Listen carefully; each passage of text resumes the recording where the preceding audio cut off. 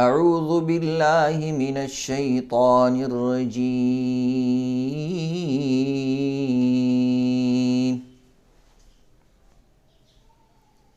د قرآن پاک د تفسیر حوالې سره نن د اعوذ بالله تفسیر تاسو ته بیانېږي.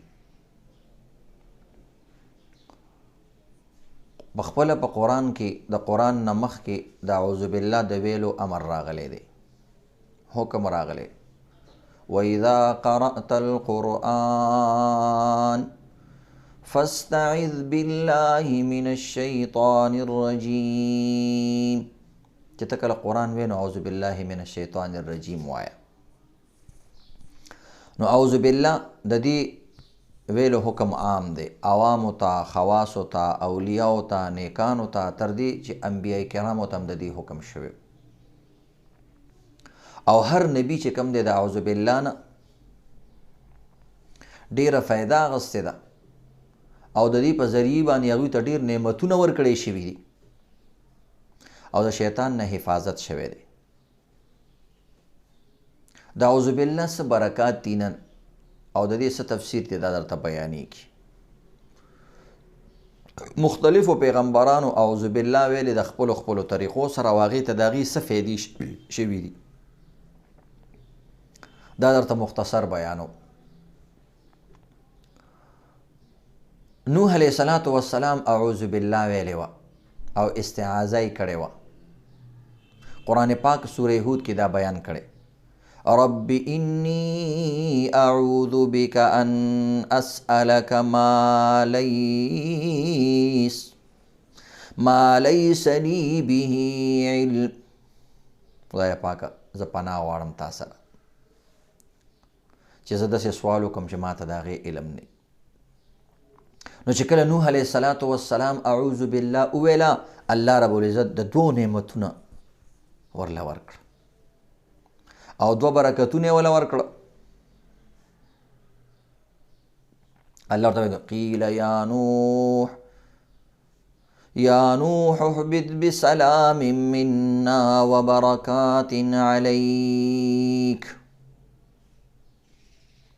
دوه نعمتونه یې وله ورکړه الله رب العزت.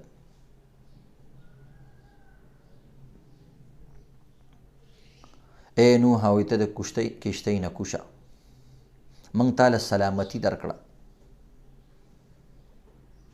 او تا سره چې کوم دی تا له موږ برکتونه درکړه. نو سلامتي او برکتونه ول الله ورکړه د دغې استعاذې په برکت سره.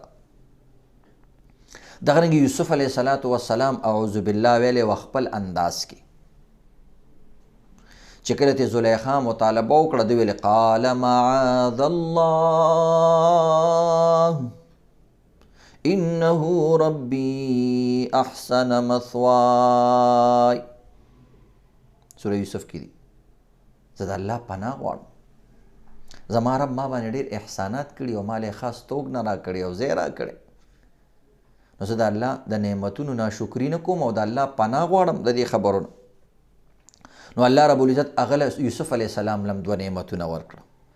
یو دا دی چې سوء د ګناه نه حفاظت وکړو، والفحشاء او د بې حیایۍ نه حفاظت وکړو.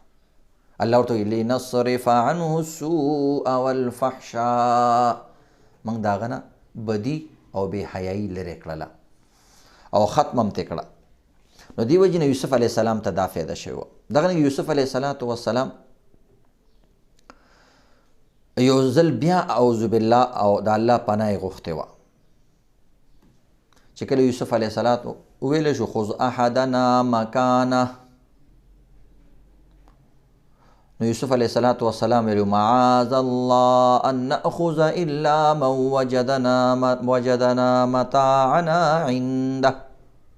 چې کله غرونو سره هغه جامې وله په غلو کې کېغوستو نو هغوی ویل زموږ په ځای باندې بل یو ورور ونیسه، د بنیامین مه نیسه. ویل نه د الله پناه غواړم چې چا سره لوښی راوتی وي هغه کس به نیسو، دا قانون دی.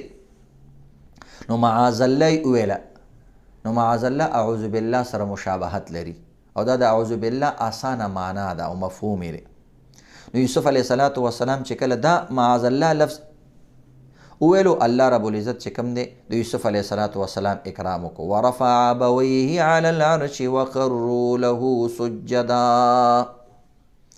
الله رب العزت دله حکومت ورکو، طاقت یې ورکو، او مور او پلار او ټول یې د هغې تابعدار وګرځول. دا دوه فایدې ورته وشوې. دغه نه چې کله موسی علیه السلام قوم ته وویل چې تاسو غوا حلاله کړئ، که د مقتول قاتل معلوموئ، قتل شوی ویل که مقتول قاتل معلوموئ نو غوا حلاله کړئ. نو هغوی ورته اتتخذنا هزوا، ته موږ سره ټوکې کې ټوکې ټقالې کې. نو په دغه وخت کې موسی علیه السلام ویل اعوذ بالله ان اکون من الجاهلین. اعوذ بالله وایم، دا تاسو څه خبرې کوئ؟ دا خو د جاهلانو کار دی، ټوکې ټقالې خو پیغمبران چا سره نه کوي. تاسو ویل قاتل معلومه او ما درته طریقه وښودله د وحي په ذریعې سره. نو الله ته د موسی علیه السلام استعاذه ډېره خوښه شوه. الله دوه نعمتونه ورکړه، یو یې تهمت لرې کو، او بل یې چې کوم دی هغه د مقتول قاتلان معلوم کړه. په دغه واقعه سره مقتول راژوندی کو او قاتلان یې وښودل. فقلنا اضربوه ببعضها كذلك يحيي الله الموت ويريكم آياته. دا قرآن کې بیان شوی دی. دغه نه چې کله موسی علیه السلام قوم چې کوم دی ویرولو او د قتل دمکي ورته هغوی ورکړې وه، نو په دغه وخت کې موسی علیه السلام استعاذه کړې وه، د الله پناه یې غوښتې وه. وإني عزت بربي وربكم، زه د الله پناه غواړم چې تاسو ما قتل کړئ، زه د الله پناه غواړم، د الله مدد غواړم. نو بهرحال عزتمند موسی علیه السلام چې دغه وخت کې دغه کلمه وویله، نو الله رب العزت چې کوم دی د دې برکات ولا دا ورکړو چې الله رب العزت دغه قوم نه ولا حفاظت ورکړو.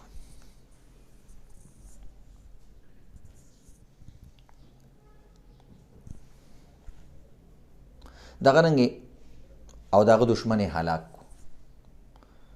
دغه رنګې د مریم علیه السلام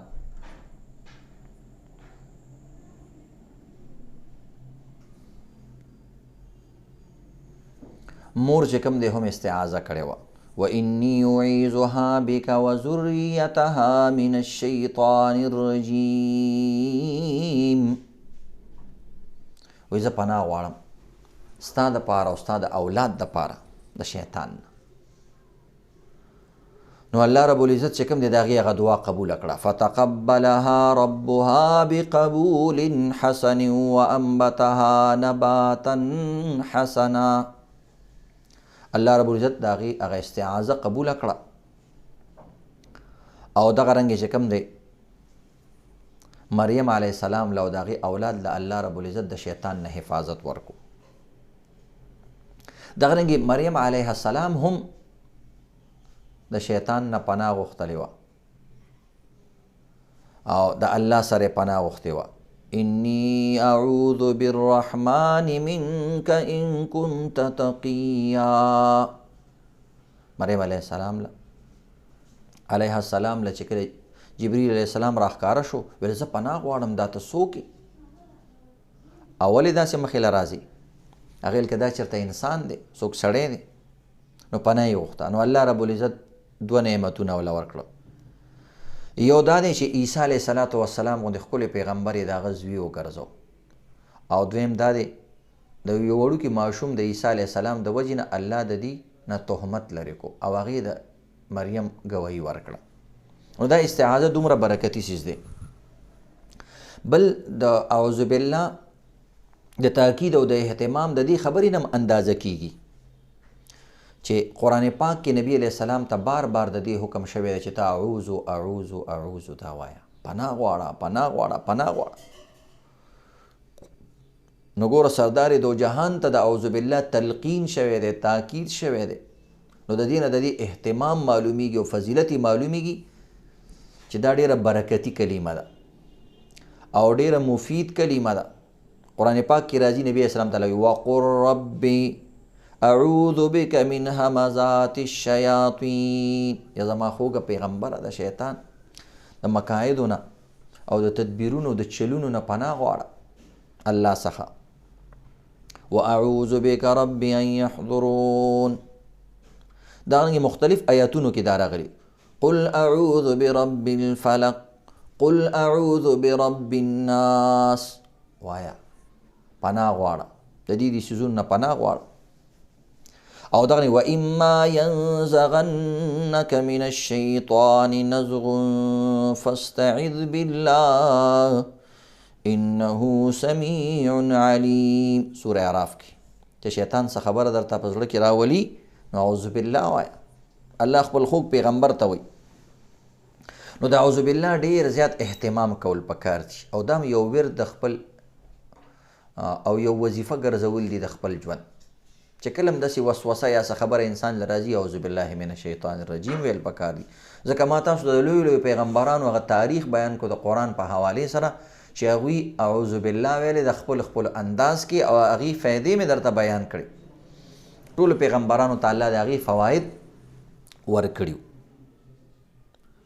معاذ بن جبل رضی الله تعالی عنه فرمای چې یو ځل 2 کسان په جنګ وو او ډېره سخته جګړه وه. نبی علیه الصلاة والسلام هم هلته نږدې موجود. نو نبی علیه الصلاة والسلام وویل انی لاعلم کلمة لو قالها لذهب عنهما ذلك، وی ما ته یو کلمه یاده ده، که دې دواړو دا کلمه ویلی وی نو شیطان به د دوی نه تښتېدلی وی او د دوی به جنګ نه وی راغلی. او هغه څه ده؟ اعوذ بالله من الشیطان الرجیم. جګړه به په دې ختمي. نو چې کله انسان له جنګ جګړه مخې ته راشي یا داسې بل څه خبره راشي نو بیا دله چې کوم دی اعوذ بالله ویل پکار دي چې شیطان وتښتي. دغه رنګې د ډېر زیات برکات دي. معقل ابن یسار رضی الله تعالی عنه د نبی علیه السلام نه روایت کړی دی، او هغوی چې کوم انسان د سحر 3 ځلې اعوذ بالله من الشیطان الرجیم ووایي او درنګه 3 آیاتونه د سوره حشر اخیری ووایي، وکل الله به 70,000 ملک یصلون علیه حتی یمسی، وی 70,000 ملائکی الله رب العزت مقرر کی د دپاره، او هغه د دپاره دعاګانې کوي تر ماښامه پورې. او فإن مات فی ذلک اليوم مات شهید، که چېرته په دغه ورځ کې مړ شو نو شهید مړ شو. او دغه رنګې که د شپې د طرف نه دا کلمات ووایي دغه طرې نو همدغه درجه ورته حاصلیږي. او دغه رنګې حضرت انس رضی الله تعالی عنه روایت دی، نبی علیه السلام فرمایي چې کوم انسان د ورځې 10 ځله اعوذ بالله وی وکل الله به ملکا، الله رب العزت یو ملائکه د دپاره مقرر کی چې هغه د شیطان نه د حفاظت کوي. نو د شیطان د حفاظت دپاره دا نبوي وظیفه ده او قرآني وظیفه ده چې اعوذ بالله ویل پکار دي. او دغه رنګې یو روایت کې راځي نبی علیه الصلاة والسلام فرمایي خوله بنت حکیم رضی الله تعالی عنها هغه روایت کوي د نبی علیه السلام نه چې من نزل منزلا فقال اعوذ بکلمات الله التامات من شر ما خلق لم يضره شيء حتى يرتحل من ذلك المنزل.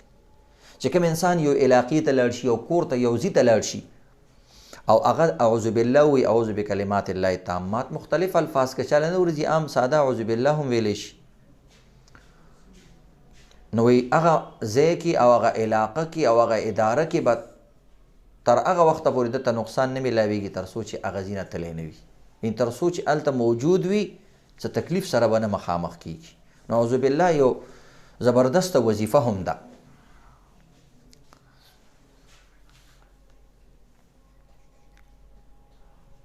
او دغه رنګې عمر ابن شعیب خپل سند سره د نبی علیه السلام نه نقل کوي چې نبی علیه السلام فرمایي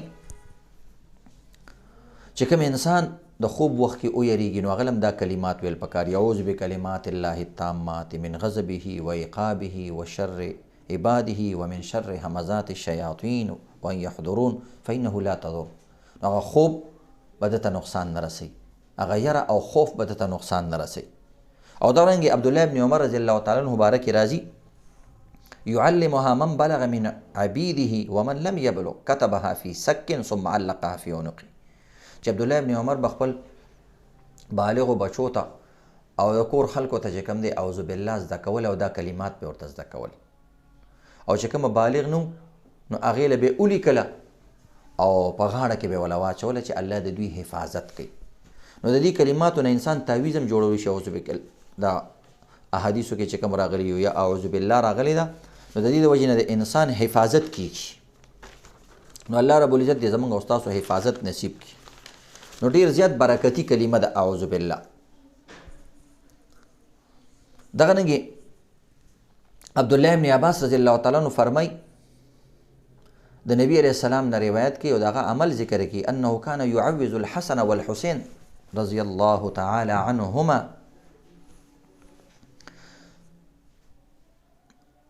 ويقول أعيذكما بكلمات الله التامات من كل شيطان وهامة ومن كل عين لامة. نبی علیہ الصلوۃ والسلام به حسن او حسین چې کوم دی په دې دعا باندې په دې اعوذ بالله او په دې سيزونو باندې دمول. دغه رنګ ابراهیم علیه السلام هم دا عمل دی. کان ابي ابراهیم علیه السلام يعوذ بها اسماعیل و اسحاق علیهم السلام. ابراهیم علیه السلام خپل بچی په اعوذ بالله او په داسې کلماتو چې اعوذ بالله سره تعلق لري او دغه مفهوم پکې په دغه کلماتو به دمول. نو دا نبوي نسخې دي عزتمندو. تر دې پورې چې د واده په دعاګانو کې هم دا راغلی چې کومه ښځه انسان کور ته راولي یا څاروی کور ته راولي هغې دپاره هم دا دعا کولی شي او دا دم کولی شي. اللهم إني أسألك خيرها وخير ما فيها وأعوذ بك من شرها وشر ما فيها. خدای پاک د دې خیر راته نصیب کړي او د بدونه مې حفاظت وکړي. عموما په کتابونو کې دا دعا ذکر شوي چې کله ښځه خاوند میلاویږي اوله شپی نو دا ویښتو دا دې ونیسي دا ځای او دا دعا دې ووایي، نو الله به د هغې د شر نه محفوظ کړي، د یو بل د شر نه. او دغه رنګې د یو بل خیر به چې کوم دی هغوی ته نصیب کړي. نو مختلف فضایل راغلي عزتمند. ابوبکر رضی الله تعالی عنہ معمول دا و چې په منبر باندې به وختو دا دعا به ویله او دغه رنګې اعوذ بالله به ویله. د نبي اسلام خپل دا معمول تفسیر کبیر کې دی حوالې سره ډېر بحث کړی دی. نو بهرحال نن درته د اعوذ بالله برکات بیان شو چې اعوذ بالله ډېره برکتي کلمه ده او د دې ډېر اهتمام کول پکار دي. د اعوذ بالله تفسیر به درته آینده درسونو کې بیانېږي.